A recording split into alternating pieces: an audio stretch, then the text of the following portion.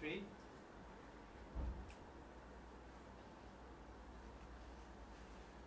আসসালামু আলাইকুম প্রিয় শিক্ষার্থীরা, আশা করি তোমরা সবাই ভালো আছো, সুস্থ আছো।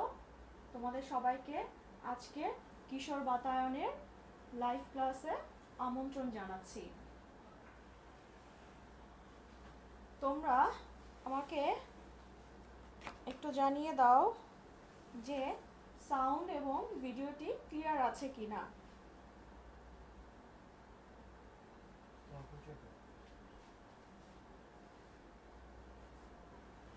আজকে আমি তোমাদের সাথে আছি আফসানা আমাতু রাব্বি, বিকারুন্নিসা স্কুল অ্যান্ড কলেজ, রসায়ন শিক্ষক।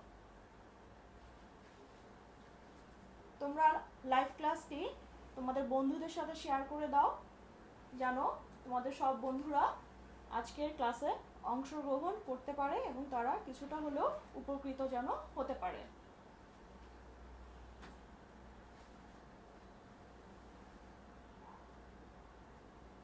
আচ্ছা, আমি সাউন্ড দেখছি, হ্যাঁ সাউন্ড ক্লিয়ার।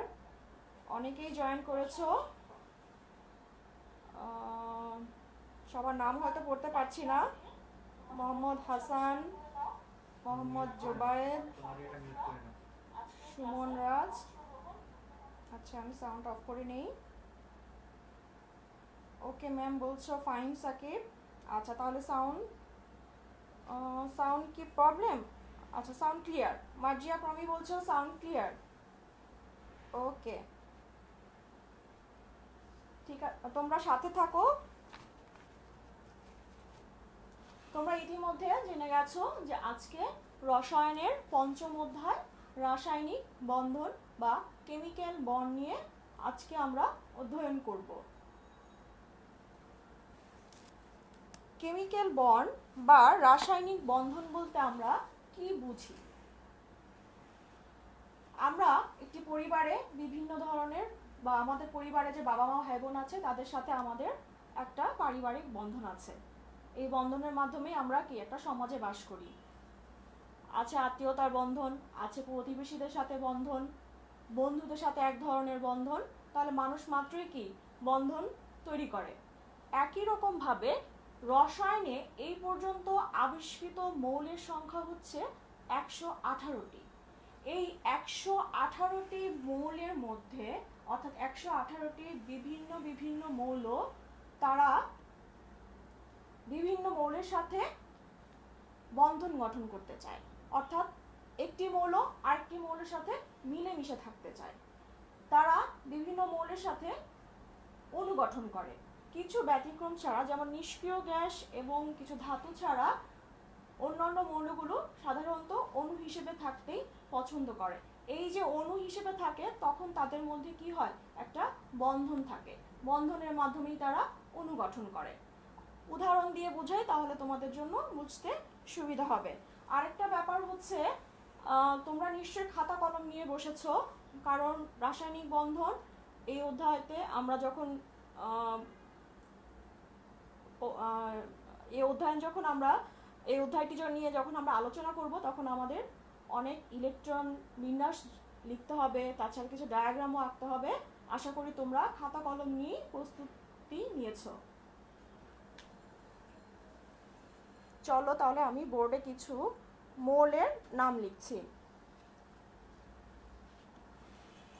আমাদের খুব পরিচিত একটি মৌল হাইড্রোজেন, অক্সিজেন, তারপর হচ্ছে নাইট্রোজেন। এই হাইড্রোজেন কখনো তার নিজের একটি মৌলের সাথে যুক্ত হয়ে একটি হাইড্রোজেন অণু গঠন করে। আবার এই হাইড্রোজেনের সাথে যদি অন্য একটি মৌল আসে, যেমন আমরা লিখতে পারি ক্লোরিন, এই হাইড্রোজেন আর ক্লোরিন যুক্ত হয়ে আবার হাইড্রোক্লোরিক অ্যাসিড গঠন করে। একই রকমভাবে অক্সিজেন তার নিজের একটি পরমাণুর সাথে অথবা অন্য একটি পরমাণুর সাথেও যুক্ত হতে পারে। নাইট্রোজেন তার নিজের একটি পরমাণুর সাথে আবার ভিন্ন একটি মৌলের সাথেও যুক্ত হতে পারে। তাহলে এই যে আমরা হাইড্রোজেনের একটা অণু লিখলাম, অক্সিজেনের একটা অণু, নাইট্রোজেনের একটা অণু, এখানে হাইড্রোক্লোরিক অ্যাসিড একটি অণু, এখানে পানি একটি অণু এবং অ্যামোনিয়াও একটি অণু। অর্থাৎ কখনো মৌলরা তার নিজেদের মৌলের সাথেই যুক্ত হচ্ছে, আবার কখনো ভিন্ন মৌলের সাথে যুক্ত হচ্ছে। এই যে তারা যুক্ত হচ্ছে, কিসের মাধ্যমে তারা যুক্ত হচ্ছে? এখানে এক ধরনের আকর্ষণ শক্তি রয়েছে। এই আকর্ষণ শক্তির মাধ্যমেই মৌলগুলো নিজেদের মৌলের সাথে অথবা ভিন্ন কোনো মৌলের সাথে যুক্ত হতে পারে। তখনই আমরা এটাকে বলছি এখানে একটি বন্ধন তৈরি হয়েছে। তাহলে এখানে আমরা বলতে পারছি যে এখানে আমাদের রয়েছে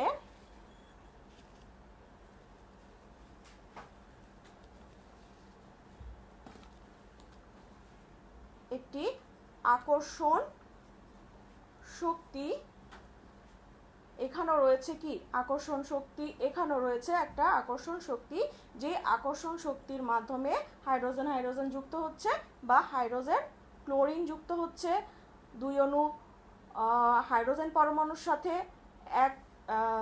দুটি হাইড্রোজেন পরমাণুর সাথে একটি অক্সিজেন পরমাণু যুক্ত হচ্ছে এবং একটি নাইট্রোজেন পরমাণুর সাথে তিনটি হাইড্রোজেন পরমাণু যুক্ত হয়ে অ্যামোনিয়া গঠন করেছে। অর্থাৎ প্রত্যেকটি বন্ধনের মধ্যেই রয়েছে একটি আকর্ষণ শক্তি। তাহলে কেমিক্যাল বন্ড বা রাসায়নিক বন্ধন কাকে বলে?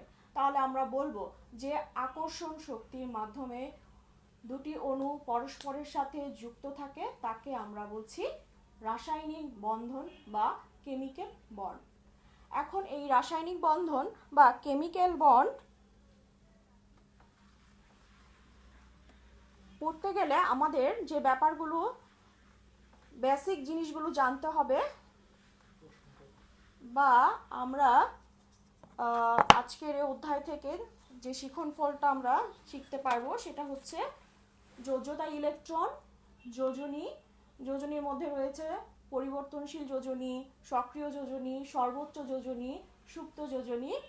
এছাড়া আছে নিষ্ক্রিয় গ্যাসের স্থিতিশীলতা, এটা আমরা ব্যাখ্যা করতে পারবো বা জানতে পারবো। অষ্টক এবং 2-এর নিয়মও আমরা আজকে এই অধ্যায় থেকে জানতে পারবো। আচ্ছা, Mawa Ifti, I am from Rangamati. অনেকেই সাউন্ড কম, আচ্ছা আমি একটু জোরে বলার চেষ্টা করছি, আমাদের তো কিছু সীমাবদ্ধতা রয়েছেই।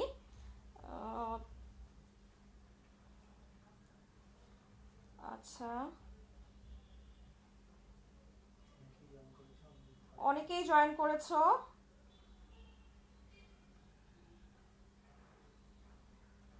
আচ্ছা, বলছো এটা কোন ক্লাস হচ্ছে? এটা 9-10-এর ক্লাস হচ্ছে, রসায়নের। তোমাদের নবম দশম উভয় শ্রেণীর জন্য এটি প্রয়োজনীয় একটি অধ্যায়, অত্যন্ত গুরুত্বপূর্ণ একটি অধ্যায়। আচ্ছা, আমরা রসায়নের প্রথম দিকের অধ্যায়গুলো যখন পড়েছি সেখানে আমরা বিভিন্ন মৌলের নাম জেনেছি, প্রতীক শিখেছি, তারপরে রাসায়নিক ইলেকট্রন বিন্যাস শিখেছি, পারমাণবিক সংখ্যা জেনেছি এবং কোন মৌলের ধর্ম কেমন সেই সম্বন্ধে কিন্তু আমরা একটা ধারণা ইতিমধ্যে তোমরা জেনে নিয়েছো আশা করি। ওই জিনিসগুলোর উপরই ভিত্তি করে আজকের আমাদের এই অধ্যায়টি শুরু হবে, কারণ এখানে আমাদের ইলেকট্রন বিন্যাস লাগবে, মৌলের পারমাণবিক সংখ্যা লাগবে এবং মৌলের ধর্মগুলো কখনো কখনো আমাদের জানাটা খুবই জরুরি হয়ে যাবে। তাহলে চলো প্রথমেই যোজ্যতা ইলেকট্রন কি সেই সম্বন্ধে একটু আলোচনা করি, বা যোজ্যতা ইলেকট্রন বা ভ্যালেন্স ইলেকট্রন কি?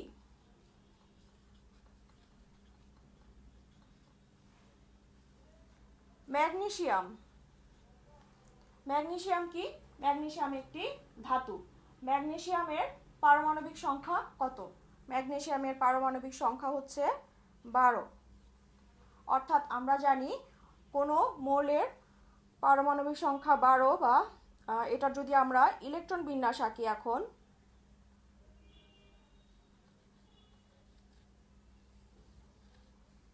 ম্যাগনেসিয়াম, তার নিউক্লিয়াস, প্রথম শক্তি স্তরে দুটি ইলেকট্রন থাকতে পারে, আমরা জানি, আমরা তৃতীয় অধ্যায়ে ইলেকট্রন বিন্যাস করেছি। তার পরবর্তী শক্তি স্তরে 8টি ইলেকট্রন থাকতে পারে।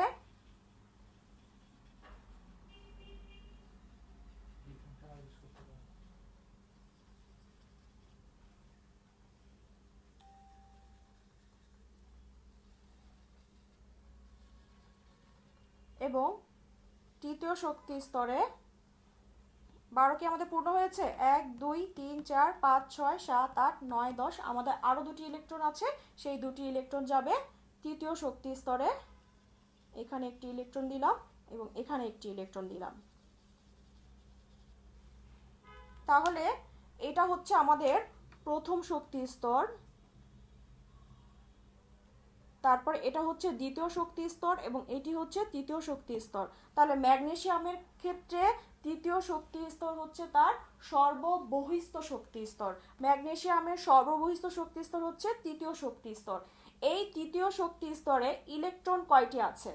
এই তৃতীয় শক্তি স্তরে ইলেকট্রন আছে এখানে একটি এবং এখানে একটি, অর্থাৎ 1 + 1, এখানে ইলেকট্রন আছে 2টি। তাহলে ম্যাগনেসিয়ামের যোজ্যতা ইলেকট্রন হচ্ছে 2টি। যোজ্যতা ইলেকট্রন আমরা এইভাবে বের করতে পারি।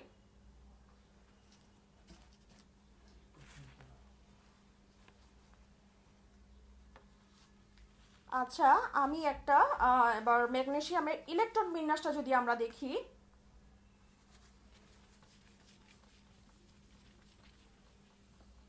আশা করছি তোমরা সাথে সাথে খাতায় লিখে নিচ্ছ।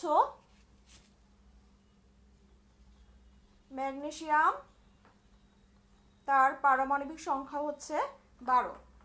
তোমরা আমাকে একটু বলো যে আমাদের অরবিটাল কয়টি? আমাকে একটু উত্তর করে জানিয়ে দাও যে আমাদের অরবিটাল কয়টি? ইলেকট্রন বিন্যাস করতে গেলে আমাদের কয়টি অরবিটাল লাগে? দেখি তোমরা পারো কি না।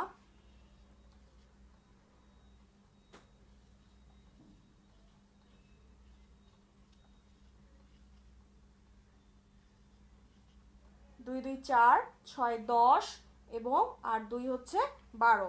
12টি ইলেকট্রন, তার পারমাণবিক সংখ্যা 12। ঠিক আছে, তাহলে এখানে আমরা বলছি ম্যাগনেসিয়ামের সর্বশেষ শক্তি স্তর হচ্ছে 3s শক্তি স্তর। এই 3s অরবিটাল হচ্ছে ম্যাগনেসিয়ামের যোজ্যতা স্তর, অর্থাৎ সর্বশেষ শক্তি স্তরকে আমরা বলছি যোজ্যতা স্তর। এই 3s অরবিটালে ইলেকট্রন সংখ্যা কয়টি? এই 3s অরবিটালে ইলেকট্রন সংখ্যা হচ্ছে 2। তাহলে এই 2ই হচ্ছে ম্যাগনেসিয়ামের যোজ্যতা ইলেকট্রন বা ভ্যালেন্স ইলেকট্রন।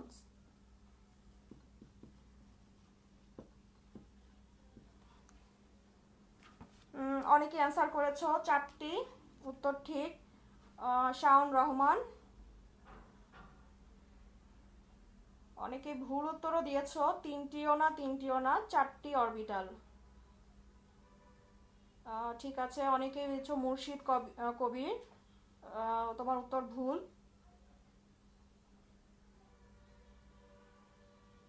সামিয়া সুলতানা, উত্তর ঠিক আছে। হ্যাঁ, অনেকেই পারছো, যারা এখনো পারছো না তারা অবশ্যই একটু শিখে নিবে। হ্যাঁ, মার্জিয়া মিশরি খুব সুন্দর করে বলেছো, 4টি SPDF, খুব সুন্দর উত্তর হয়েছে। ওকে, তাহলে আমরা আরেকটি মৌলের ইলেকট্রন বিন্যাস করি।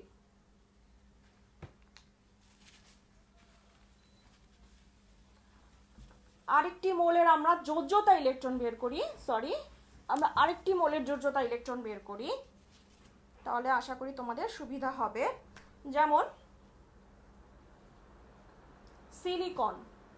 সিলিকন এর পারমাণবিক সংখ্যা হচ্ছে 14। তাহলে সিলিকনের যোজ্যতা ইলেকট্রন বের করতে হলে আমরা ইলেকট্রন বিন্যাসটা প্রথমে করব। তাহলে ইলেকট্রন বিন্যাস করলে প্রথমেই আসে 1s অরবিটাল, যেখানে 2টি ইলেকট্রন থাকবে। তারপরে 2s অরবিটাল, এখানেও 2টি ইলেকট্রন থাকবে। তারপরে 2p6। তাহলে ইলেকট্রন সংখ্যা হলো 10টি, আমার লাগবে আরও 4টি। তাহলে এর পরবর্তী শক্তি স্তর হচ্ছে 3s অরবিটাল, এখানে ইলেকট্রন থাকবে 2টি, এবং তার পরবর্তী শক্তি স্তর হচ্ছে তার পরবর্তী অরবিটাল হচ্ছে 3p অরবিটাল, এখানে ইলেকট্রন থাকবে হচ্ছে আমার আরও 2টি। তাহলে সিলিকনের যোজ্যতা স্তর কোনটি? সিলিকনের যোজ্যতা স্তর হচ্ছে এই 3s 3p, এটা হচ্ছে সিলিকনের যোজ্যতা স্তর, এবং এই যোজ্যতা স্তরে ইলেকট্রন আছে 2, আর এস এর উপর এস অরবিটালে আছে 2টি এবং পি অরবিটালে আছে 2টি। তাহলে 2 + 2 = 4। তাহলে সিলিকনের যোজ্যতা ইলেকট্রন হচ্ছে 4। তাহলে আমরা যোজ্যতা ইলেকট্রনের যদি সংজ্ঞাটা বলি, এই ধরনের সংজ্ঞা জ্ঞানমূলকে প্রায় আসে, সুতরাং এই সংজ্ঞাগুলো আমাদেরকে অবশ্যই জেনে রাখতে হবে। কোনো মৌলের ইলেকট্রন বিন্যাসের সর্বশেষ শক্তি স্তরে যে কয়টি ইলেকট্রন বা ইলেকট্রন সমূহ থাকে সেই সংখ্যাকে আমরা বলছি যোজ্যতা ইলেকট্রন বা ভ্যালেন্স ইলেকট্রন। ওকে, এটাই ছিল আমাদের যোজ্যতা ইলেকট্রন। তোমাদের জন্য একটা প্রশ্ন এখন আমি দিচ্ছি, তাহলে আমি বুঝতে পারবো যে তোমরা বুঝতে পারছো কিনা। তোমরা আমাকে একটু জানিয়ে দাও যে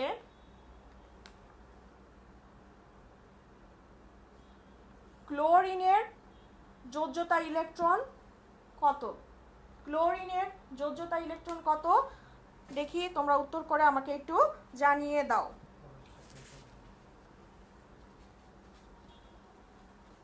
তাহলে আমরা এর পরবর্তী যোজনীতে চলে যাব।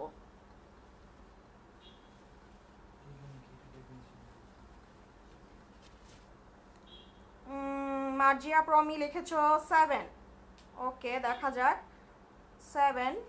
নার্গিস সজীব লিখেছো 7। হ্যাঁ, লুভা নাদিমও লিখছো 7। আচ্ছা, আমরা দেখি 7 কিনা। ক্লোরিন যোজ্যতা ইলেকট্রন বের করতে আমাদের অবশ্যই পারমাণবিক সংখ্যা জানতে হবে। ক্লোরিনের পারমাণবিক সংখ্যা 17।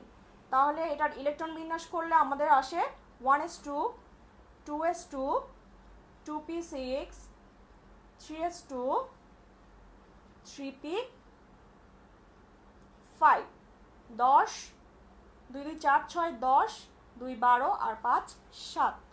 তাহলে সর্বশেষ বা যোজ্যতা স্তরে ইলেকট্রন আছে 2 + 5 = 7। হ্যাঁ, তোমাদের উত্তর সঠিক, অনেকে অ্যান্সার করেছে। তাহলে আশা করি তোমরা বুঝতে পেরেছ। শফিকুল ইসলাম, প্রমিলা দাস, উত্তর সঠিক হয়েছে। দাসনুভা খান, তোমার উত্তরও সঠিক হয়েছে। ওকে, তাহলে আমরা চলো আমাদের পরবর্তী যে ধাপ, পরবর্তী যোজনীতে আমরা চলে যাই। যোজনী, আমরা মানুষ যখন কোনো মানুষকে ধরতে চাই, অন্য কাউকে ধরতে চাইলে আমরা কিভাবে ধরি? তাকে হাতের সাহায্যে। আমাদের হাত আছে 2টি, এই 2 হাতের সাহায্যে আমরা কাউকে ধরতে পারি। এটাই হচ্ছে অন্য মানুষকে ধরার ক্ষমতা। তেমনি এই যে 118টি মৌল আছে, আমাদের রসায়নে যে 118টি মৌল আছে, এই মৌলেরও বলেছি একটি মৌল অন্য একটি মৌলের সাথে যুক্ত হয়ে থাকতে চায়। এই যে তারা একজন আরেকজনের সাথে যুক্ত হয়ে থাকবে বা তারা যে বন্ধন গঠন করবে, তারা কিসের মাধ্যমে করবে? কোন ক্ষমতার ভিত্তিতে করবে? হ্যাঁ, তারা যে ক্ষমতার ভিত্তিতে একটি পরমাণু আরেকটি পরমাণুর সাথে যুক্ত হয়, সেটাই হচ্ছে মৌলের যোজনী। তাহলে মৌলের যোজনী আমরা কি বলবো? অনুগঠন করলে দুটি পরমাণু যখন পরস্পরের সাথে যুক্ত হওয়ার ক্ষমতাকে আমরা বলছি তার যোজনী। যোজনীর সংজ্ঞা অনেকভাবেই দেওয়া যায়, অনেকভাবেই দেওয়া আছে। তা আমরা প্রথমে যেভাবে দিব সেটা হচ্ছে হাইড্রোজেন এবং ক্লোরিন পরমাণুর উপর ভিত্তি করে আমরা যোজনীর সংজ্ঞাটা দিতে পারি, যেটাকে পরিমাণগতভাবে বলা হয়। কথাগুলো বুঝতে অনেক অসুবিধা হতে পারে, আমরা একটা উদাহরণ দিই তাহলে বুঝতে সুবিধা হবে। এখানে আমি কিছু যৌগ লিখছি।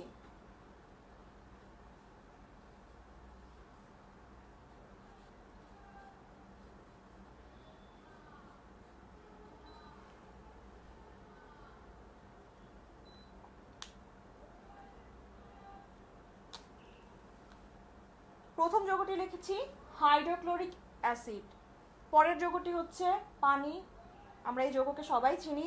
তারপরে হচ্ছে অ্যামোনিয়া NH3, তারপরে আছে CH4 যেটাকে আমরা বলি মিথেন।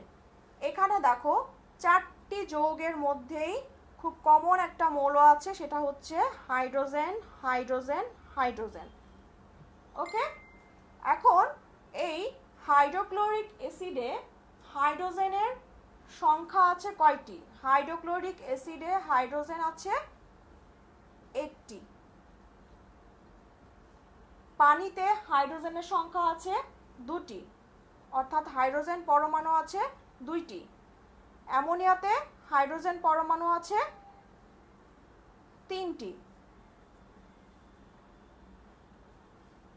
এবং মিথেনে হাইড্রোজেন পরমাণু আছে চারটি।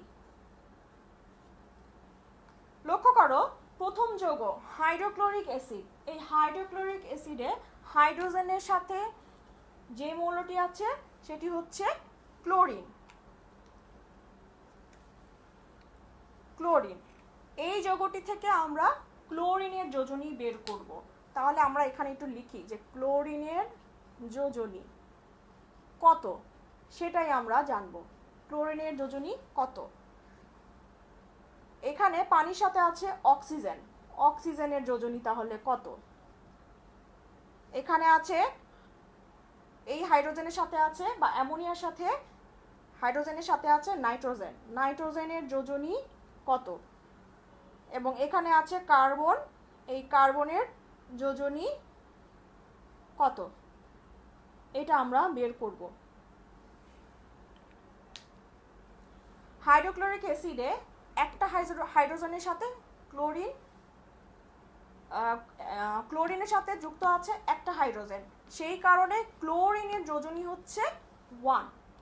হাইড্রোক্লোরিক অ্যাসিডে ক্লোরিনের সাথে যুক্ত আছে একটি হাইড্রোজেন পরমাণু, তাই ক্লোরিনের যোজনী এখানে 1। আবার পানিতে, পানির অণুতে অক্সিজেন পরমাণুর সাথে হাইড্রোজেন যুক্ত আছে দুইটি, সেজন্য অক্সিজেনের যোজনী হবে 2। অ্যামোনিয়া যৌগে তিনটি হাইড্রোজেনের সাথে একটি নাইট্রোজেনের সাথে হাইড্রোজেন যুক্ত আছে তিনটি, তাই নাইট্রোজেনের যোজনী হচ্ছে 3। একই রকমভাবে মিথেনে চারটি হাইড্রোজেনের সাথে যুক্ত আছে একটি কার্বন, বা একটি কার্বনের সাথে চারটি হাইড্রোজেন যুক্ত আছে, তাই কার্বনের যোজনী হচ্ছে 4। তাহলে এই ক্ষেত্রে আমরা যে ক্লোরিন, অক্সিজেন, নাইট্রোজেন এবং কার্বনের যোজনী বের করলাম, এই সবগুলোই যোজনী আমরা বের করেছি কিসের ভিত্তিতে? হাইড্রোজেন হাইড্রোজেন হাইড্রোজেনের যোজনীর উপর ভিত্তি করে, যেখানে কারণ হাইড্রোজেনের যোজনী সব সময় 1 ধরা হয়, সেই কারণে আমরা এই যে যোজনীগুলো বের করলাম সেটা হাইড্রোজেনের উপর ভিত্তি করে বের করলাম। তাহলে আমরা এইভাবে বলতে পারি যে কোনো মৌল যতগুলো হাইড্রোজেন পরমাণুর সাথে যুক্ত থাকে সেই সংখ্যাটাকেই বলছি যোজনী। কোনো মৌল যতটি হাইড্রোজেন পরমাণুর সাথে যুক্ত থাকে তাকে আমরা বলছি যোজনী। আশা করি বুঝতে পারছো। এরকম আরেকটা আমি উদাহরণ দিচ্ছি।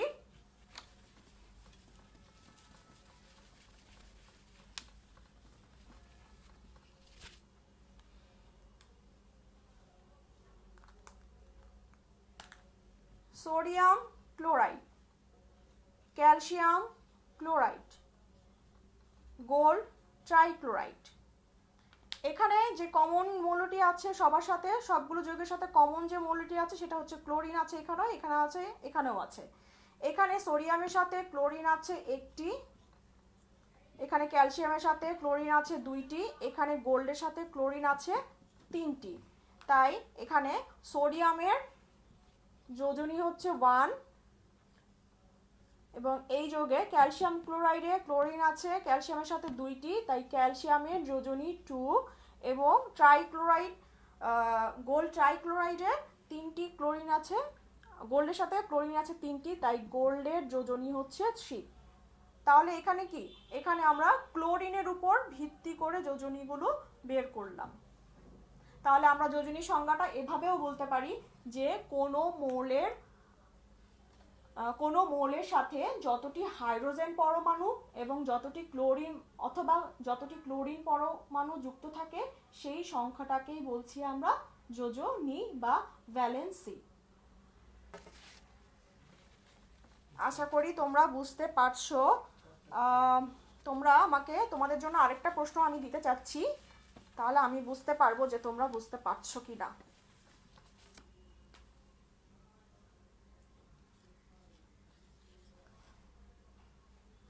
পটাশিয়াম ক্লোরাইড, এখানে পটাশিয়ামের যোজনী কত সেটা তোমরা কমেন্টস করে আমাকে জানিয়ে দাও।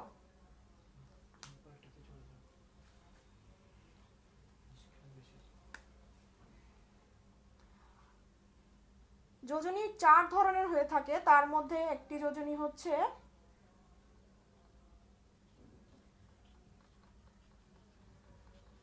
পরিবর্তনশীল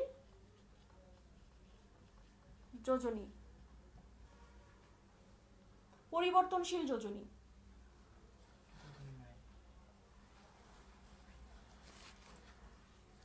অ্যান্সার করেছো তোমরা, দেখতে পাচ্ছ অনেকে অ্যান্সার করেছো। আচ্ছা, সবার ফার্স্ট অ্যান্সার করেছো ইয়াসিন আরাফাত, পটাশিয়ামের যোজনী 1। হ্যাঁ, অ্যান্সার রাইট, অনেকেই উত্তর দিয়েছো, অনেকেই সঠিক উত্তর দিয়েছো। সাবিয়া ইয়াসমিন, ইশতিয়াক আলম, ওকে, থ্যাংক ইউ ক্লাসে থাকার জন্য। তোমাদের সবাইকে অসংখ্য ধন্যবাদ জানাচ্ছি, খুব ভালো রেসপন্স দিচ্ছ তোমরা। তাহলে এবার আসো, পরিবর্তনশীল যোজনী বা ভ্যারিয়েবল ভ্যালেন্সি কাকে বলে। এখানে আমি কিছু মৌল লিখছি, carbon, phosphorus, sulphur, iron, copper.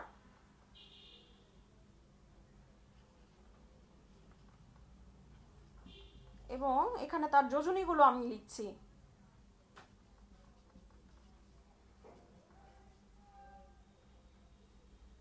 কপারের 1 2, অর্থাৎ আমরা দেখতে পাচ্ছি কার্বনের যোজনী হচ্ছে 2 4, ফসফরাসের 3 5, সালফারের 2 4 6 এবং আয়রনের 2 3 এবং কপারের 1 2।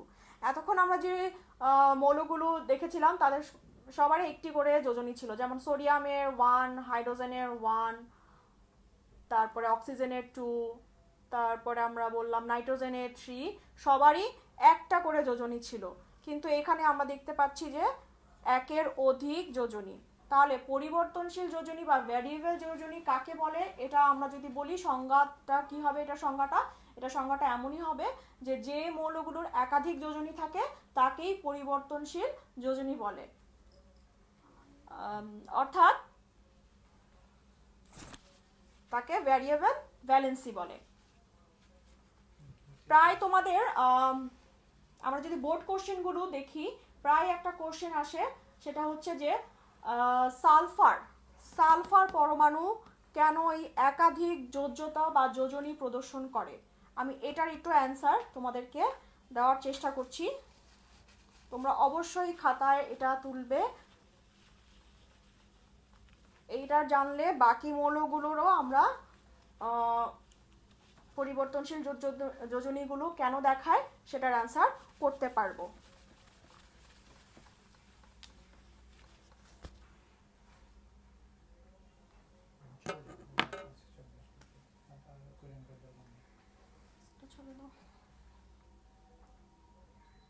আমরা এতদিন জেনেছি যে আমাদের অরবিটাল হচ্ছে 4টি। আর একটু এখান থেকে লিখি,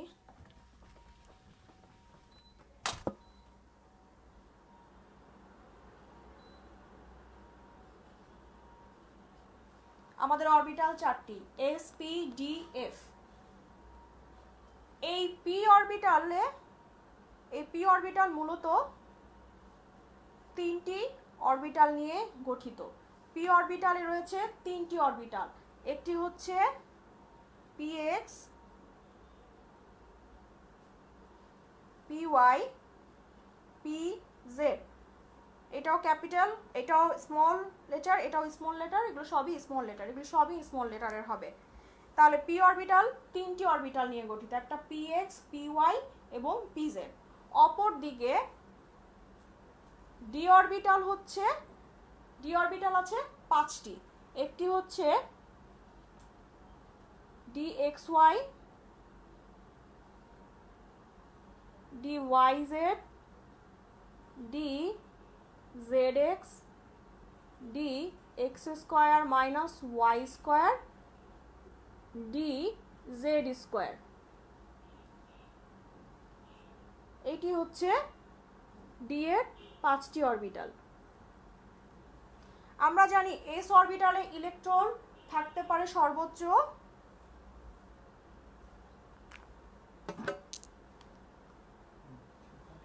2টি, পি অরবিটালে আছে 6টি, ডি অরবিটালে থাকে 10টি, এফ অরবিটালে থাকে 14টি। এই যে পি অরবিটালে 6টি ইলেকট্রন থাকে, কিন্তু আমরা এখন বলছি পি অরবিটাল আছে 3টি, তাহলে এই 6টি অরবিটাল কিভাবে এখানে বিন্যস্ত থাকবে? প্রত্যেকটি অরবিটালে এখানে 2টি করে ইলেকট্রন থাকতে পারে। এই px এ ইলেকট্রন থাকবে 2, py তেও 2 এবং pz এও 2। তাহলে এগুলো সবগুলো যোগ করলে কিন্তু আমার পিতে 6টা ইলেকট্রনই হয়। সেই ক্ষেত্রে ইলেকট্রনগুলো থাকার একটা নিয়ম আছে। ইলেকট্রনগুলি প্রথমে সবগুলোতে একমুখীভাবে প্রবেশ করে, অর্থাৎ ঘড়ির কাঁটার দিকে প্রবেশ করবে। 3টা অরবিটাল 3টি ইলেকট্রন পূর্ণ করে 4 নাম্বার ইলেকট্রনটি প্রথম px এ চলে আসবে, 5 নাম্বারটি দ্বিতীয়টিতে চলে আসবে এবং 6 নাম্বারটি তৃতীয়টিতে চলে আসবে। অর্থাৎ প্রত্যেকটিতে 2টি করে ইলেকট্রন থাকবে, কিন্তু প্রথমে সবাই একটি করে ইলেকট্রন ধারণ করবে, পরবর্তীতে পরবর্তী ইলেকট্রনগুলো ধাপে ধাপে px, py, pz এভাবে ক্রম অনুসারে বসবে। একই রকমভাবে ডি অরবিটালের ক্ষেত্রেও dxy 2টি ইলেকট্রন থাকতে পারে, dyz এ 2টি, এখানেও 2টি, এখানেও 2টি, এখানেও 2টি। একই রকমভাবে যদি আমরা বক্স করে দেখাই, তাহলে প্রত্যেকটিতে প্রথমে একটি করে যাবে, তাহলে আমার ইলেকট্রন হয় 5টি, তারপরে যাবে একটি করে 6, 7, 8, 9, 10। অর্থাৎ একটি ঘড়ি কাঁটার দিকে থাকে, আরটি হচ্ছে ঘড়ি কাঁটার বিপরীতে থাকে। এটা আমি এই কারণেই বুঝালাম, আমি বলেছিলাম যে সালফার পরমাণু কেন পরিবর্তনশীল যোজ্যতা দেখায়, এই জিনিসটি বোঝানোর জন্য। তাহলে চলো, আশা করি তোমরা এটা খাতায় তুলেছো। এখন আমরা সালফারের ইলেকট্রন বিন্যাস দেখব।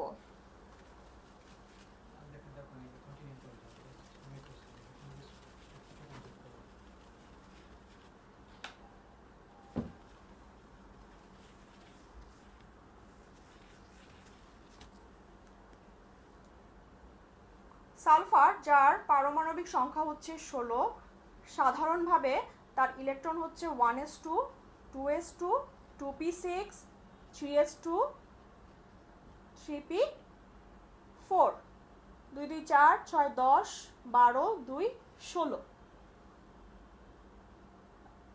আমরা এখানে 3pতে 4টি ইলেকট্রন দেখতে পাচ্ছি, কিন্তু আমরা জানি যে 3pতে 3টি অরবিটাল থাকে। যদি সেইভাবে লিখি, সালফারের ইলেকট্রন বিন্যাস যদি আমরা সেইভাবে করি, তাহলে আমরা এইভাবে লিখতে পারি: 3px, 3py এবং 3pz। তাহলে ইলেকট্রন আছে 4টি, প্রথমে সবগুলিতে একটি করে যাবে, কিন্তু একটি করে গেলে এখানে 3টি হয়, তাহলে আরেকটি ইলেকট্রন কোথায় যাবে? এই আরেকটি ইলেকট্রন এই px এ চলে আসবে, তখন এই 1 হয়ে যাবে 2। তাহলে আমাদের 16টি ইলেকট্রন কি হয়েছে? 2 2 4 6 10, 2 12, 2 14, 1 আর 1 15, 16। 16টি পারমাণবিক সংখ্যা ঠিক আছে আমাদের। তাহলে এই ক্ষেত্রে এটা হচ্ছে সালফারের স্বাভাবিক অবস্থা, সালফার পরমাণুর স্বাভাবিক অবস্থা। স্বাভাবিক অবস্থায় সালফারের ইলেকট্রন বিন্যাস করলে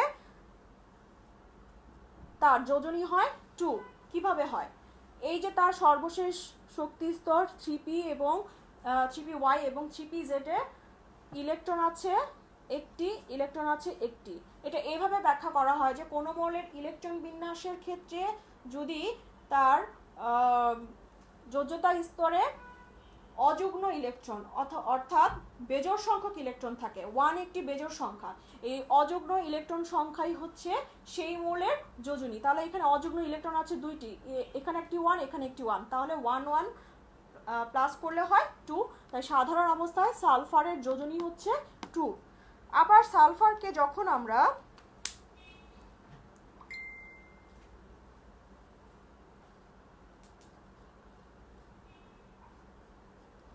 কি স্টার চিহ্ন মানেটা বুঝতে পারছি?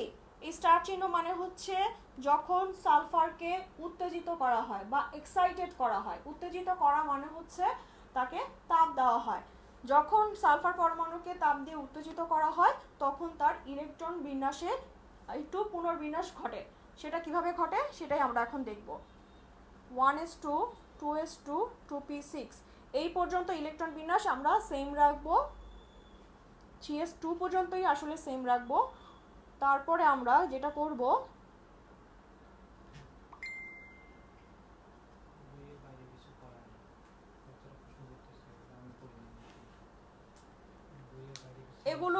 এগুলো এই ধরনের প্রশ্ন আমাদের বিগত বোর্ড কোশ্চেনে ছিল বিধায় আমি তোমাদেরকে এটা একটু বুঝিয়ে দিচ্ছি।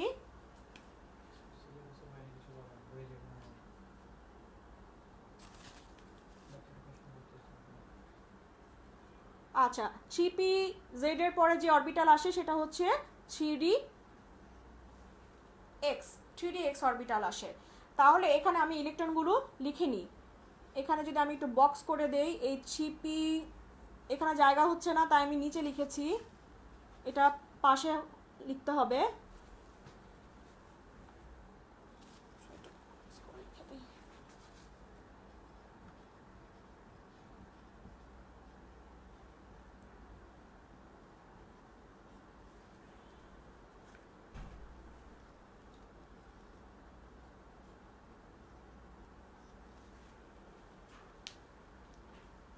এই যে এখানে যে p অরবিটালে দুইটি ইলেকট্রন ছিল, এই দুটি ইলেকট্রন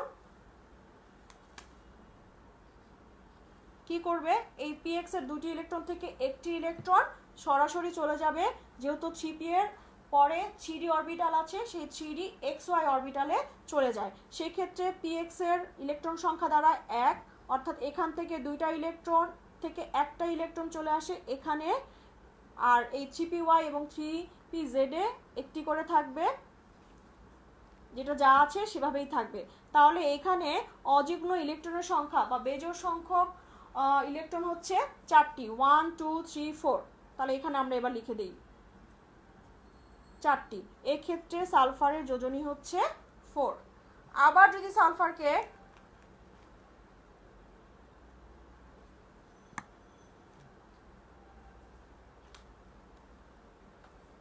উত্তেজিত করা হয়, তাহলে এখন আমি আবার ডাবল স্টার দিলাম, তার মানে এটাকে আবার উত্তেজিত করা হয়েছে। সেই ক্ষেত্রে ইলেকট্রন বিন্যাস এই পর্যন্ত সেমই রাখছি, এটা একটু এখানে লিখে দেই।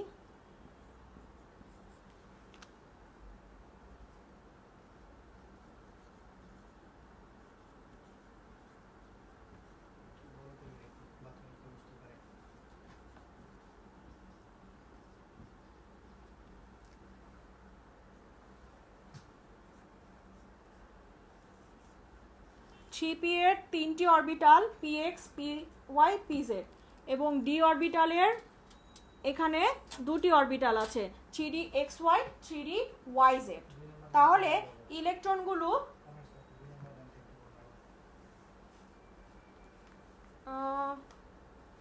তোমরা কি বুঝতে পারছো? ইয়াসিন আরফাত বলছো দ্বিতীয় লাইনটি আবার বোঝান। আচ্ছা, দ্বিতীয় লাইনটি এটা সালফারের স্বাভাবিক অবস্থায় ইলেকট্রন বিন্যাস করেছি আমরা। এক্ষেত্রে আমরা বলেছি যে পি অরবিটালের তিনটি অরবিটাল আছে 3px 3py 3pz। তাহলে এই তিনটি অরবিটালে ইলেকট্রনগুলো কিভাবে থাকবে? তাহলে ইলেকট্রন এখানে আছে 4টি, প্রথমে সবগুলোতে একটি করে ইলেকট্রন যাবে। আচ্ছা, এখানে আমি একটা বক্স করে দেই তাহলে সুবিধা হবে। অর্থাৎ এই এস এর জন্য হচ্ছে দুটি ইলেকট্রন, পি এক্স এর ঘর, পি ওয়াই এর ঘর এবং সিপি জেড এর একটি ঘর। প্রথমে ইলেকট্রন আছে 4টি, প্রথমে সবগুলোতে একটি করে ইলেকট্রন যাবে, তারপরে 4 নম্বর ইলেকট্রনটি কোন ঘরে আসবে? 4 নম্বর ইলেকট্রনটি আবার প্রথম এই পি এক্স এ আসবে, তাই পি এক্স এ ইলেকট্রন হচ্ছে 2টি, পি ওয়াই তে 1টি এবং সিপি জেড এ 1টি। এখন কথা হচ্ছে যে আমরা তাহলে এটার যোজনী কিভাবে বের করলাম? যোজনী কেন এটাকে 2 বলছি? সালফারের যোজনী এই ক্ষেত্রে কেন 2? কারণ আমরা বলছি যে এই শেষ শক্তি স্তরে বেজোড় সংখ্যক ইলেকট্রন আছে 2টা, 1 একটি বেজোড় সংখ্যা, এখানেও 1 একটি বেজোড় সংখ্যা, তাহলে 1 + 1 হয় 2, সেই জন্য সালফারের যোজনী হচ্ছে 2। তাহলে এবার আসো, যখন সালফারকে আমরা আবার উত্তেজিত করছি, তাহলে এখানে তো সবাই একটি করে ইলেকট্রন দ্বারা পূর্ণ আছে, তাহলে এখান থেকে আর কোনো ইলেকট্রন যাবে না, অর্থাৎ 3px 3py 3pz এ যা আছে সেরকমই থাকবে এবং 3d-oxy যেটা আছে সেটাই থাকবে। এখন ইলেকট্রন কোথা থেকে যাবে? উত্তেজিত করা হলে ইলেকট্রনটা কোন অরবিটাল থেকে যাবে? যেহেতু এখানে 2টা ইলেকট্রন আছে, এই এস অরবিটালে 2টা ইলেকট্রন আছে, এখান থেকে একটা ইলেকট্রন জাম্প করে চলে যাবে 3d-yz অরবিটালের কাছে, তাহলে সেই ক্ষেত্রে 3s হয়ে যাবে 1। এখান থেকে একটি ইলেকট্রন যদি চলে যায় তাহলে 3s অরবিটালে ইলেকট্রন থাকবে 1, আর বাকি যে একটা ইলেকট্রন সে চলে যাবে 3d-yz অরবিটালে। তাহলে এই ক্ষেত্রে বেজোড় সংখ্যক ইলেকট্রন কয়টি? এখানে 3s এ একটি, 3px এ একটি, 3py একটি, 3pz এ একটি, 3dxy একটি এবং 3dyz এ একটি। তাহলে আমার ইলেকট্রন হচ্ছে 1 2 3 4 5 6। এই ক্ষেত্রে সালফারের যোজনী হচ্ছে 6। তাহলে আমরা সালফারে কয়টি যোজনী পেলাম? আমরা সালফারে যোজনী পেলাম হচ্ছে 3টি। একটি হচ্ছে 2, তারপরে 4, তারপরে 6। সেই জন্য আমরা বলছি যে সালফার 3 ধরনের যোজনী দেখায়, 2 4 6। এটাই হচ্ছে সালফার যে একাধিক বা সালফার পরিবর্তনশীল যোজ্যতা দেখায়, এই প্রশ্নটির উত্তর হচ্ছে এটি।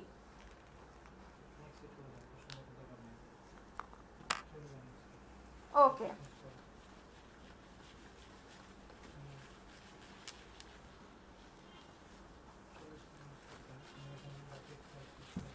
এরপরে আমরা যে টপিকটি নিয়ে আলোচনা করব, যোজনীর মধ্যে একটি শিখলাম পরিবর্তনশীল যোজনী, অর্থাৎ যেখানে একাধিক যোজনী থাকে সেটি।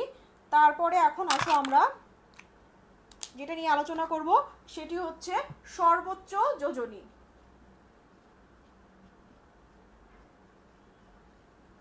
বা হাইয়েস্ট যোজনী। এই যে একটু আগে বললাম যে কার্বনের আছে 2 4, আয়রনের আছে 2 3, সালফারে আছে 2 4 6। এই মৌলগুলোর ক্ষেত্রে সবচেয়ে কার্বনের 2 4 এর মধ্যে বড় কে? 4।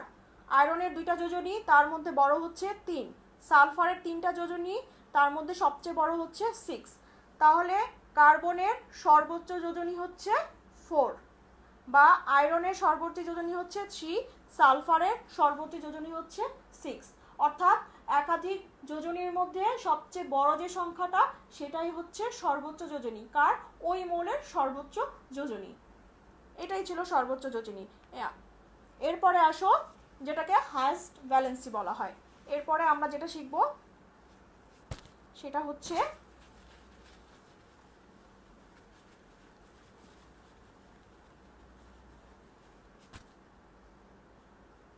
সুপ্ত যোজনী বা ল্যাটেন্ট ভ্যালেন্সি।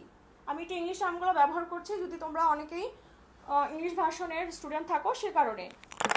এই সুপ্ত যোজনী বা ল্যাটেন্ট ভ্যালেন্সি কাকে বলে সেটা হচ্ছে, আচ্ছা তার আগে আমরা আরেকটা শিখবো, সেটা হচ্ছে একটু ভুল হয়ে গেল, সক্রিয় যোজনীটা একটু শিখে নিই, তাহলে আমাদের সুপ্ত যোজনী বের করতে পারবো, নাহলে আমরা সুপ্ত যোজনী বের করতে পারবো না। সক্রিয় যোজনী যেটাকে বলছি আমরা অ্যাক্টিভ ভ্যালেন্সি। অ্যাক্টিভ ভ্যালেন্সি সেটা আবার কি? ফসফরাসের 2টি যৌগ, ফসফরাস ট্রাইক্লোরাইড যখন PCl3 এবং ফসফরাস পেন্টাক্লোরাইড যখন PCl5। এটা হচ্ছে ফসফরাস পেন্টাক্লোরাইড, এটা হচ্ছে ফসফরাস ট্রাইক্লোরাইড। এই দুইটা যৌগের মধ্যে আমরা আগেই বলেছিলাম যে ফসফরাসের যোজনী হচ্ছে 3 এবং 5। তাহলে এই যৌগের ক্ষেত্রে ফসফরাসের যোজনী হচ্ছে 3। এই যৌগের ক্ষেত্রে ফসফরাসের যোজনী হচ্ছে 3। ফসফরাস ট্রাইক্লোরাইড যৌগের মধ্যে ফসফরাসের যোজনী হচ্ছে 3। অপরদিকে ফসফরাস পেন্টাক্লোরাইডে ফসফরাসের যোজনী হচ্ছে 5। তাহলে এই যৌগটিতে ফসফরাসের যে যোজনীটা সক্রিয় আছে বা অ্যাক্টিভ আছে সেটাই হচ্ছে এই যৌগের ওই মোলের সক্রিয় যোজনী। ফসফরাস পেন্টাক্লোরাইডে ফসফরাসের যোজনী 5, তাহলে এখানে ফসফরাসের অ্যাক্টিভ ভ্যালেন্সি বা সক্রিয় যোজনী হচ্ছে 5। এখন আসো সুপ্ত যোজনী, যেটাকে আমরা বললাম ল্যাটেন্ট ভ্যালেন্সি। এটা বের করতে আমাদের যেটা লাগবে, আবারও নিলাম ফসফরাস ট্রাইক্লোরাইড। এখন আমরা যদি ফসফরাসের সুপ্ত যোজনী বের করি, তাহলে আমাদের ফসফরাসের সর্বোচ্চ যোজনী থেকে আমরা ফসফরাসের সক্রিয় যোজনীকে বিয়োগ করব। সর্বোচ্চ যোজনী, ফসফরাসের সর্বোচ্চ যোজনী থেকে বিয়োগ করব ফসফরাসের সক্রিয় যোজনী। কোন যৌগের ক্ষেত্রে? এই ফসফরাস পেন্টাক্লোরাইড যৌগের আমরা ফসফরাসের সুপ্ত যোজনী বের করব। তাহলে এখানে সর্বোচ্চ যোজনী আমরা জানি, ফসফরাসের সর্বোচ্চ যোজনী ফসফরাসের যোজনী ছিল দুইটা, 3 and 5। আর তাহলে ফসফরাসের সর্বোচ্চ যোজনী বা হাইয়েস্ট ভ্যালেন্সি হচ্ছে 5। আমরা এখানে 5 লিখে ফেলবো। এটার থেকে আমরা বিয়োগ করব তার সক্রিয় যোজনী। এই যৌগটার ক্ষেত্রে ফসফরাসের সক্রিয় যোজনী কত?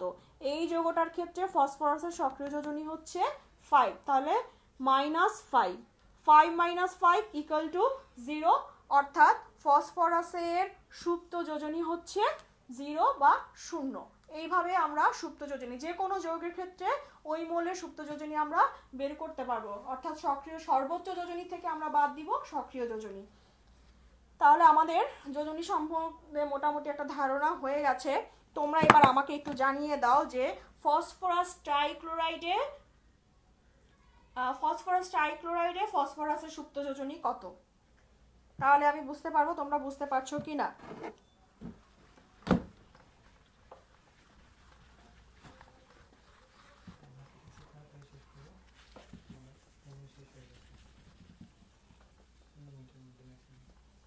ওকে, এরপরে আমরা নিষ্ক্রিয় গ্যাসের স্থিতিশীলতা নিয়ে একটু আলোচনা করব।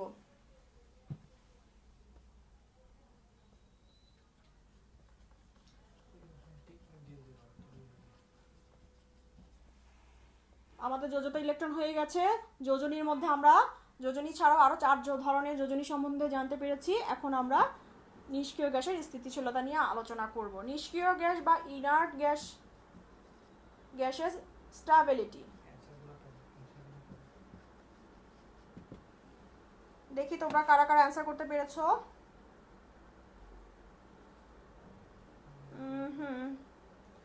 মানসুরাস সুরাত সবার আগে অ্যান্সার করেছো 2। হ্যাঁ, তোমার উত্তর সঠিক হয়েছে। অনেকে অ্যান্সার করেছো ফাতেমা জোহরা, কানিস ফাতেমা, রুকু বিলকিস, সবার উত্তর সঠিক হয়েছে। মুজাহিদুল সালিম, ওকে, থ্যাংক ইউ, তোমরা বুঝতে পেরেছো সেই জন্য। তাহলে চলো নিষ্ক্রিয় গ্যাসের স্থিতিশীলতা। তার আগে আমরা জানি নিষ্ক্রিয় গ্যাস পর্যায় সারণীর 18 নম্বর গ্রুপে অবস্থিত, এবং এগুলোকে আমরা নিষ্ক্রিয় গ্যাস কেন বলি? তাদের ইলেকট্রন কাঠামোর জন্য তাদেরকে আমরা নিষ্ক্রিয় গ্যাস বলে থাকি। কিন্তু কেন তারা স্থিতিশীলতা সেটা আমরা একটু দেখি। নিষ্ক্রিয় গ্যাস আছে 6টি: হিলিয়াম, নিয়ন, আর্গন, ক্রিপ্টন, জেনন, রেডন, হিলিয়ামের পারমাণবিক সংখ্যা 2, নিয়নের 10, আর্গনের 18, ক্রিপ্টনের 36, জেননের 54, রেডন 86। আমরা সর্বপ্রথমে এদের ইলেকট্রন বিন্যাস দেখব। এখানে হবে 1s2,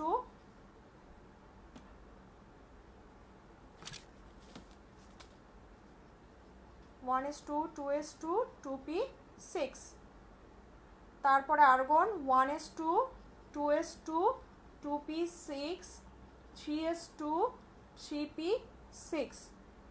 এগুলো আমি আর লিখলাম না, শুধু তার সর্বশেষ শক্তি স্তরে যে কয়টি ইলেকট্রন আছে সেটা লিখে ফেললাম। 5p6, 6s2, 6p6। অর্থাৎ হিলিয়ামের সর্বশেষ শক্তি স্তরে ইলেকট্রন আছে 2টি, আর বাকি যে নিয়ন, আর্গন, ক্রিপ্টন এদের ইলেকট্রন বিন্যাসের দিকে তাকালে আমরা দেখি সবার সর্বশেষ শক্তি স্তরে ইলেকট্রন আছে 6টি, 8টি, 2 + 6 8টি। আর্গনের ইলেকট্রন বিন্যাসের সর্বশেষ শক্তি স্তরে ইলেকট্রন আছে 8টি, 2 + 6 8টি। ক্রিপ্টনেরও 2 + 6 8টি, জেননেরও 2 + 6 8টি এবং রেডনেরও 2 + 6 8টি।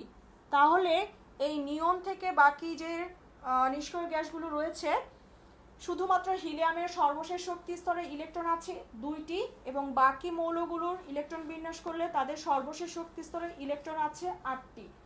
এই 2টি এবং 8টি ইলেকট্রন দ্বারা পূর্ণ থাকলে আমরা তখন বলছি যে সেই মৌলগুলো স্থিতিশীলতা অর্জন করে। যেহেতু পর্যায় সারণী নিষ্ক্রিয় গ্যাসের প্রত্যেকটি মৌলই শুধুমাত্র হিলিয়াম ব্যতীত আর বাকি মৌলগুলো 8টি ইলেকট্রন দ্বারা পূর্ণ আছে এবং হিলিয়ামের সর্ববহিস্থ শক্তি স্তরে 2টি ইলেকট্রন আছে, কারণ আমরা জানি প্রথম শক্তি স্তরে ইলেকট্রন ধারণ ক্ষমতাও 2। এই কারণে আমরা বলছি এই মৌলগুলো স্থিতিশীল, মানে এরা হচ্ছে কারোর সাথে ইলেকট্রন আদান প্রদান, গ্রহণ, শেয়ার কিচ্ছু করবে না। তারা এজন্য কোনো রাসায়নিক যৌগ গঠন করে না, অর্থাৎ তারা রাসায়নিক বিক্রিয়াও অংশগ্রহণ করে না। এই কারণেই বলা হয় যে নিষ্ক্রিয় গ্যাস স্থিতিশীলতা অর্জন করে থাকে। আর কোনো মৌলেরই এই ধরনের ইলেকট্রন বিন্যাস থাকে না, অর্থাৎ কোনো মৌলেরই নিষ্ক্রিয় গ্যাস ছাড়া বাকি মৌলগুলোর ইলেকট্রন দ্বারা পূর্ণ থাকে না বলে সর্ববহিস্থ শক্তি স্তর তারা সব সময় চায় নিষ্ক্রিয় গ্যাসের ইলেকট্রন কাঠামো অর্জন করার জন্য। এই কারণে তারা হচ্ছে ইলেকট্রন গ্রহণ, ত্যাগ বা শেয়ারের মাধ্যমে তারা এই নিষ্ক্রিয় গ্যাসের ইলেকট্রন বিন্যাসের কাঠামো অর্জন করতে চায় সর্বদা।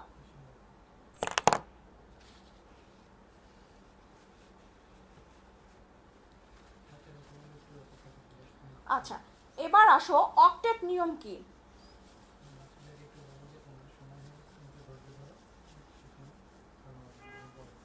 জানি আজকে একটু অনেক লেখা হচ্ছে, তোমরা একটু ধৈর্য সহকারে থাকার চেষ্টা করো, তাহলেই বুঝতে পারবে। এবার আসো অষ্টক এবং 2-এর নিয়ম। অষ্টক ও 2-এর নিয়ম, যেটাকে আমরা বলছি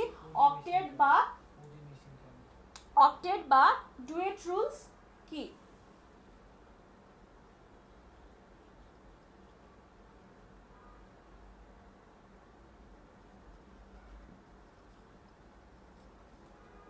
আমরা একটা কার্বন যদি 4টা হাইড্রোজেনের সাথে বিক্রিয়া করে তখন সেখানে মিথেন তৈরি হয়। এই যে মিথেন তৈরি হয়, মিথেনের ইলেকট্রন মিথেনের মধ্যে কার্বনের ইলেকট্রন বিন্যাস করলে আমরা পাই 1s2, 2s2, 2p2। তাহলে কার্বনের সর্বশেষ শক্তি স্তরে ইলেকট্রন আছে 2 + 2 অর্থাৎ 4টি। এখন একটু আগেই বললাম যে এখানে তার সর্বশেষ বহিস্থ শক্তি স্তরে 8টি ইলেকট্রন পূর্ণ হতে হলে এখানে আমার ইলেকট্রন লাগবে আরো 4টি, তার 4টি ইলেকট্রন ঘাটতি রয়েছে। এই ক্ষেত্রে কার্বন এই 4টি ইলেকট্রন ত্যাগও করতে পারতো, কিন্তু এখানে 4টি ইলেকট্রন ত্যাগ করতে অনেক বেশি শক্তির প্রয়োজন, সে কারণে সে ত্যাগ করে না। সে কি করে, এই 4টি ইলেকট্রন অন্য কোনো মৌলের কাছ থেকে নিতে চায়। তাহলে এখানে এই 4টি ইলেকট্রন কার্বন 4টি ইলেকট্রন কোথা থেকে পাবে? যেহেতু কার্বনের সাথে এখানে 4টি হাইড্রোজেন আছে, সে চেষ্টা করে যে 4টি হাইড্রোজেনের থেকে একটি ইলেকট্রন নিজে গ্রহণ করতে। হাইড্রোজেনের ইলেকট্রন বিন্যাস করলে দাঁড়ায় 1s1। তাহলে হাইড্রোজেনের যদি নিষ্ক্রিয় গ্যাসের কাঠামো অর্জন করে হিলিয়ামের মতো কাঠামো অর্জন করতে চায়, তাহলে এখানেও তার ইলেকট্রন লাগে হচ্ছে একটি। আমরা যদি চিত্রের মাধ্যমে বুঝাই তোমাদের কাছে এটা আরো সহজ হবে। কার্বন কার্বন আমি একটু এখানে আঁকি তাহলে বুঝতে সুবিধা হবে। কার্বনের নিউক্লিয়াস, তারপরে তার প্রথম শক্তি স্তর যেখানে 2টি ইলেকট্রন থাকবে, তারপরে দ্বিতীয় শক্তি স্তরে থাকবে হচ্ছে 4টি ইলেকট্রন। অপরদিকে হাইড্রোজেনের যদি আমরা চিত্রটা আঁকি, ইলেকট্রন কনফিগারেশন আঁকি, হাইড্রোজেন নিউক্লিয়াস এবং হাইড্রোজেনের বাইরে আছে একটা ইলেকট্রন, যেটাকে আমি রেড কালার দিয়ে দেখাচ্ছি।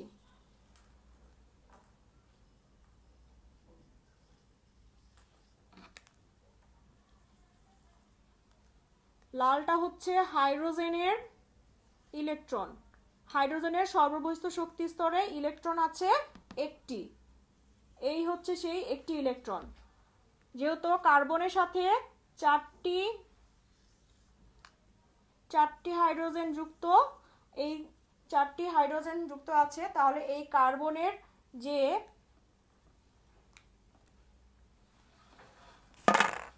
কার্বনের সর্বশেষ শক্তি স্তরের এই 4টি ইলেকট্রন, এই ব্ল্যাক অংশ হচ্ছে কার্বনের 4টা ইলেকট্রন। এই 4টা ইলেকট্রন কি করছে?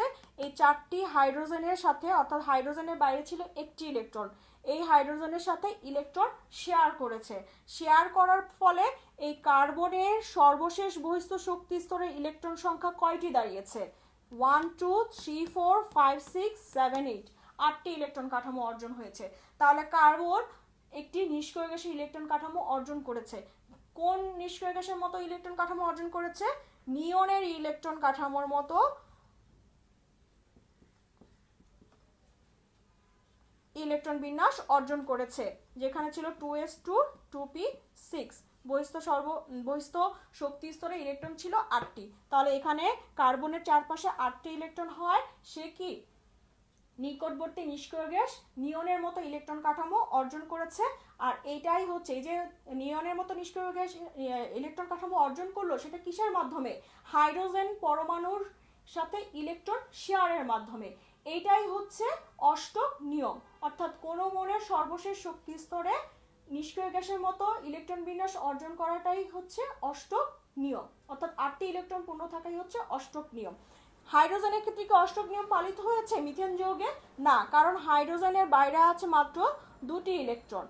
হাইড্রোজেনের বাইরে আছে, প্রত্যেকটি হাইড্রোজেনের বাইরে আছে 2টি করে ইলেকট্রন, 2টি করে ইলেকট্রন, 2টি করে ইলেকট্রন, 2টি করে ইলেকট্রন। হাইড্রোজেন কিন্তু অষ্টক কাঠামো অর্জন করেনি। এই মিথেন যৌগে কার্বন হচ্ছে অষ্টক কাঠামো অর্জন করেছে।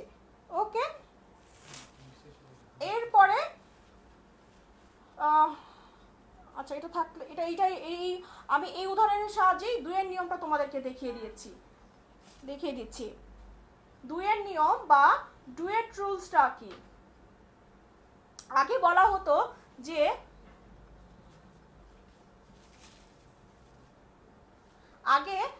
হতো যে হিলিয়ামের মতো ইলেকট্রন বিন্যাস অর্জন করাই হচ্ছে 2-এর নিয়ম, কিন্তু এখন একটু ধারণাটা পাল্টেছে এবং এই 2-এর নিয়মকে অতি বেশি আধুনিক বলে ধারণা করা হচ্ছে। এই মিথেন যৌগে কার্বনের বাইরে 4টি ইলেকট্রনের ঘাটতি রয়েছিল, সে কারণে সে কি করেছে? 4টি হাইড্রোজেনের সাথে ইলেকট্রন শেয়ার করে তার বহিস্থ শক্তি স্তরে 8টি ইলেকট্রন কাঠামো অর্জন করেছে, নিষ্ক্রিয় গ্যাসের মতো ইলেকট্রন কাঠামো অর্জন করেছে। কিন্তু হাইড্রোজেনের কিন্তু অষ্টক কাঠামো গঠন হয়নি, হাইড্রোজেনের বাইরে আছে মাত্র 2টি ইলেকট্রন। 2-এর নিয়ম এটাই বলছে যে কোনো অনুগঠনকালে যে কোনো পরমাণুর সর্ববহিস্থ শক্তি স্তরে এক বা একাধিক জোড়া ইলেকট্রনকেই বলছি আমরা দুইয়ের নিয়ম। তাহলে মিথেন যৌগে কি দুইয়ের নিয়ম পালিত হয়? হ্যাঁ, মিথেন যৌগেও দুইয়ের নিয়ম পালিত হয়। কিভাবে? আমরা বলছি যে দুইয়ের নিয়ম হচ্ছে যে কোনো মোলের সর্ববহিষ্ঠ শক্তি স্তরে এক জোড়া ইলেকট্রন। তাহলে এখানে খেয়াল করো, প্রত্যেকটি হাইড্রোজেনের সর্ববহিষ্ঠ শক্তি স্তরে এক জোড়া ইলেকট্রন আছে, এখানেও এক জোড়া ইলেকট্রন আছে, এখানেও এক জোড়া ইলেকট্রন আছে, এখানেও এক জোড়া ইলেকট্রন আছে। তাহলে হাইড্রোজেন মৌলের সর্ববহিষ্ঠ শক্তি স্তরে এক জোড়া ইলেকট্রন।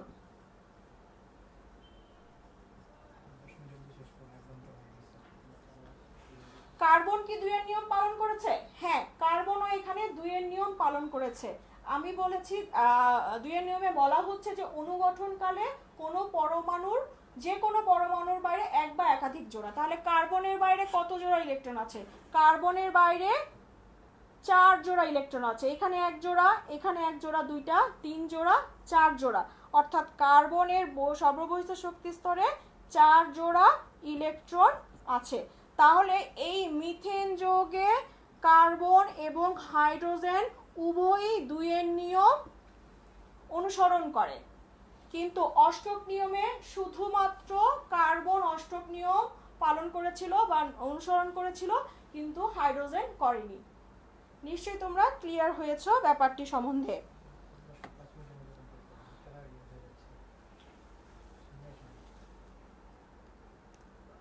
আচ্ছা সোহাইব, ইবতিসাম থ্যাঙ্কস বলেছো, ওকে, তোমাকেও অসংখ্য ধন্যবাদ ধৈর্য সহকারে এতক্ষণ থাকার জন্য।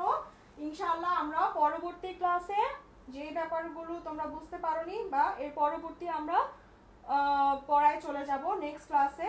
আশা করি তোমরা সাথে থাকবে এবং অবশ্যই বাসায় এই ইলেকট্রন পারমাণবিক সংখ্যা জেনে ইলেকট্রন বিন্যাসগুলো শিখবে এবং যে যোজনীর কথা বলেছি যোজনীগুলো তোমরা একটা চার্ট তৈরি করে ফেলবে তোমাদের মতো করে, অর্থাৎ যাদের যোজনী 1, 2 এইভাবে করে তোমরা একটা টেবিলের মতো বা ছক করে তোমরা যোজনীগুলো সুন্দর করে খাতায় লিখে ফেলবে। আর তোমাদের কোনো প্রশ্ন থাকলে অবশ্যই তোমরা কমেন্টস বক্সে প্রশ্ন করবে, ইনশাআল্লাহ আমি চেষ্টা করব তোমাদের উত্তরগুলি দেওয়ার জন্য। সবাই বাসায় ভালো থাকবে, সুস্থ থাকবে এবং পড়াশোনাও চালিয়ে যাবে। ইনশাআল্লাহ সামনে আবার দেখা হবে। সবাই ভালো থেকো, সুস্থ থেকো, আল্লাহ হাফেজ।